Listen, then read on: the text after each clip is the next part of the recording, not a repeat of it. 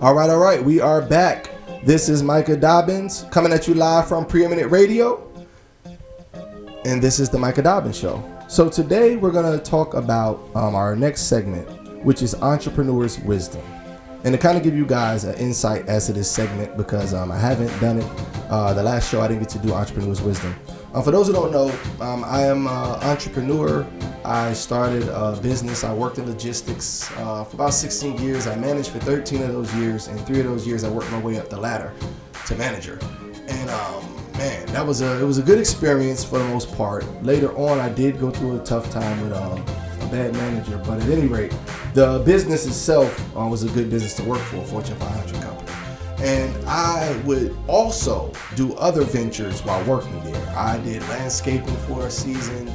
I started a recording studio, ran an independent label, and did a couple of independent albums, and wrote a book. And it was a lot of things going on as I worked this job, trying to kind of find my way as an entrepreneur.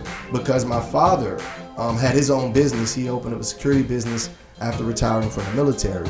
And it was Major Floyd Lewis Dobbins, shout out to him. But he did his thing. You know, he did a career in the military, started a business, and I always had an entrepreneurial mindset growing up, but I didn't have the tools that I needed or the skills to actually do a successful business. And it wasn't until 2 years ago that I actually was able to make a living as an entrepreneur.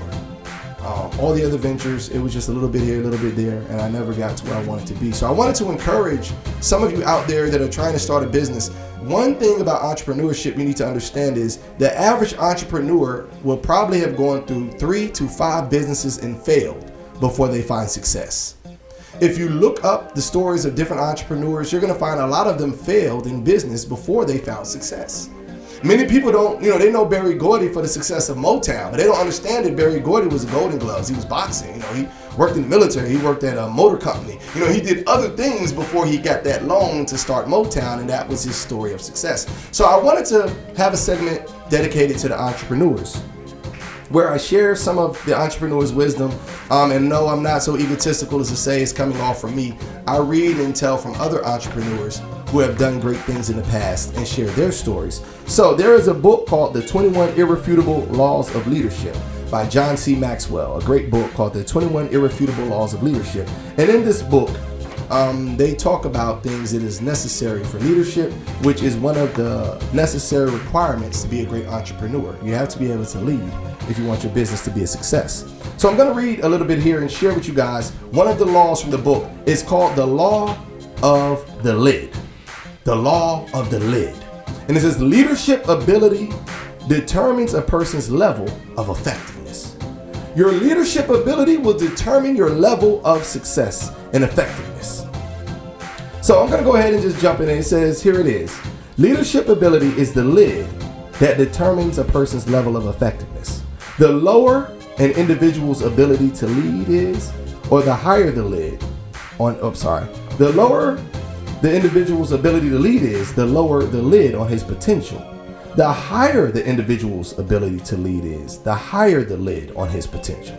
To give you an example, if you're a leader that rates an 8, then your effectiveness will never be greater than a 7.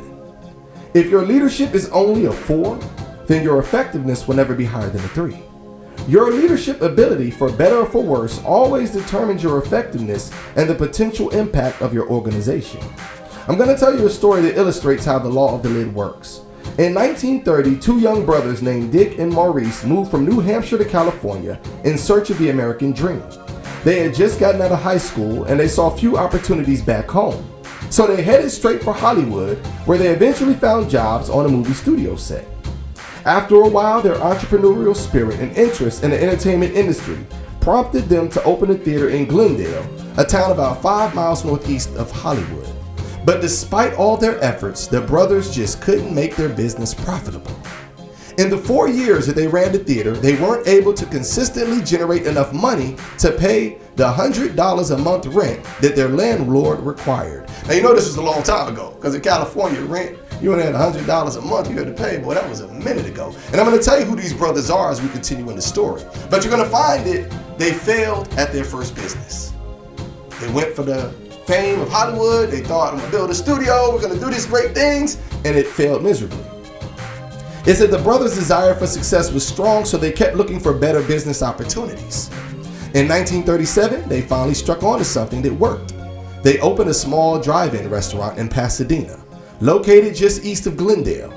People in Southern California had become very dependent on their cars, and the culture was changing to accommodate that, including its businesses. The drive-in restaurant was a phenomenon that sprang up in the early 30s, and it was becoming very popular. Rather than being invited into a dining room to eat, customers would drive into a parking lot around a small restaurant, place their orders with car hops, and receive their food trays right in their cars. A car hop was a person who would sometimes come out on roller skates, and they would come to the window of your car and take your order. They were like your waiters back in those days. But at any rate, Dick and Maurice's tiny drive-in restaurant was a great success, and in 1940 they decided to move the operation to San Bernardino, working at a class boomtown 50 miles east of Los Angeles. They built a larger facility and expanded their menu from hot dogs, fries, shakes, to include barbecue beef and pork sandwiches and hamburgers and other items, and their business exploded. Annual sales reached $200,000, and the brothers found themselves splitting $50,000 in profits every year, as some that put them in the town's financial elite. So it seems like these brothers was doing very, very well for themselves. They actually increased and they created something called the Speedy Service System, where their kitchen became an assembly line. And they were worried about fixing the food with speed. Now, some of y'all who know history, you're going to start to catch on who these brothers were. The brothers' goal was to serve a customer in under 30 seconds or less, and they succeeded. And by the mid-1950s, their annual revenue hit $350,000. By then, Dick and Maurice split nearly profits of $100,000 each a year. Who were these brothers? Back in those days, you could have found out by driving to this small restaurant on the corner of 14th and East Streets in San Bernardino. On the front of the small octagon building hung a neon sign that simply said McDonald's Hamburgers. Dick and Maurice McDonald had hit the great American jackpot. And the rest you would say is history, right? Wrong. McDonald's never went any further because their weak leadership put a lid on their ability to succeed.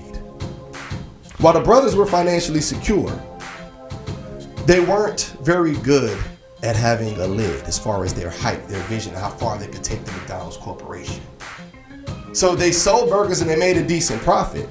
But in 1954, they hooked up with a man named Kroc, who was also a leader. Kroc had been running a small company he founded which sold machines and milkshakes. And he knew about the McDonald's brothers. His restaurant was one of their best customers. Ain't that funny? Back then, the milkshake machines worked. Go to McDonald's now, good luck. But as soon as he visited the store, he had a vision for its potential. And in his mind, he could see the restaurant going nationwide in hundreds of markets. He soon struck a deal with Dick and Maurice in 1955, and he formed the McDonald's System, Inc., later called the McDonald's Corporation. Kroc immediately bought the rights to a franchise so that he could use it as a model and prototype. He would use it to sell other franchises, and he began to assemble a team and build the organization to make McDonald's a nationwide entity. He recruited and hired the sharpest people he could find, and the team grew in size and ability, and his people developed additional recruits with leadership skills. He sacrificed a lot, but he did what it took to make McDonald's a success.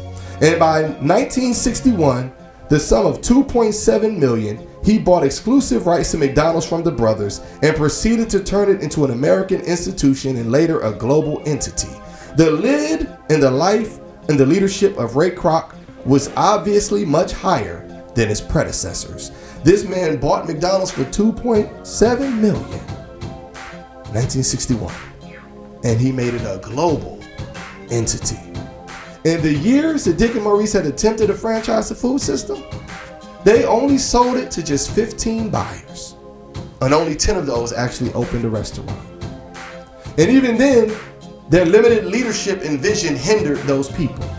For example, when one of the first franchisees, Neil Fox of Phoenix, told him that he wanted to call his restaurant McDonald's, Dick's response was, "For what? McDonald's doesn't mean anything to anybody in Phoenix."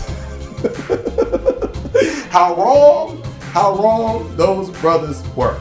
So, you have to understand that the law of the lid, how that works. If you feel that your lid is too low, maybe you don't have the vision, Bring in people. Bring in a team of sharp minds that may have a higher lid, and don't be afraid to use them to help you to raise your lid, because it's going to make you more effective. If you want to change the direction of the organization, you have to change the leadership. Now, these are some tips that will help you when working on the law of the lid, when you want to try and make things better. The first thing you want to do is list some of your major goals. Try to focus on significant objectives, things that will require a year or longer of your time. List at least 5, but no more than 10 items. Now identify which ones will require the participation and cooperation of other people. For these activities, your leadership ability will greatly impact your effectiveness. If you see that you're going to need to lead people on that goal, you need to work on your leadership so that you can get people to the goal. The second point you want to do is assess your leadership ability. Complete the leadership evaluation in the back of the book, and you'll get a basic idea of your leadership ability. And again, this book is called The 21 Irrefutable Laws of Leadership by C Maxwell. You need to go back and check out that as far as the evaluation to see where your leadership lies in. And if you find that you're the type that you can think of a lot of great ideas, but you're never there when you're supposed to be there, or you can have like all of the vision on where to go, but you don't know how to put it in proper perspective or proper order, putting first things first and then building upon, then you need to assess your leadership ability and start to work on it and get help. And the third point is ask others to rate your level of leadership. Talk to those who are bosses or your spouse, some colleagues at your level, 3 or 4 people that you trust about your leadership ability. Ask them to rate you on a scale of 1 to 10 in each of the following areas. Your people skills, how are you with handling people? Ask them to rate you 1 through 10 on planning and strategic thinking. Are you a good planner? Are you prepared? Do you think strategically? Do you make it happen, or do you let life happen? Ask them to rate you 1 to 10 on your vision. Sometimes people can have everything in their mind that they want to do, but they have a hard time communicating it out and letting other people know what they expect. So you can ask them to rate you 1 to 10 and get help on that. And the last is ask them 1 to 10 about your results. Are you dependable? Do you make it happen, or do you let it fall by the wayside? You average your scores and compare them to your own assessments, and based on these assessments, you'll realize your leadership skill is either going to be worse or better than you expected. And if there's a gap between your assessment and that of others, what do you think the cause is? How far are you willing to go to be better at being a leader? Only you can answer those questions. You have to make a decision. This was our Entrepreneur's Wisdom section. We covered the law of the lid from the 21 Irrefutable Laws of Leadership by C Maxwell. I am Micah Dobbins. This is the Micah Dobbins Show. We hope you guys enjoyed that segment. And for you budding entrepreneurs out there, we're hoping that it's giving you a little bit of meat to think on as you decide what kind of business you want to do and how you want to do it. We're going to go for a quick break right quick.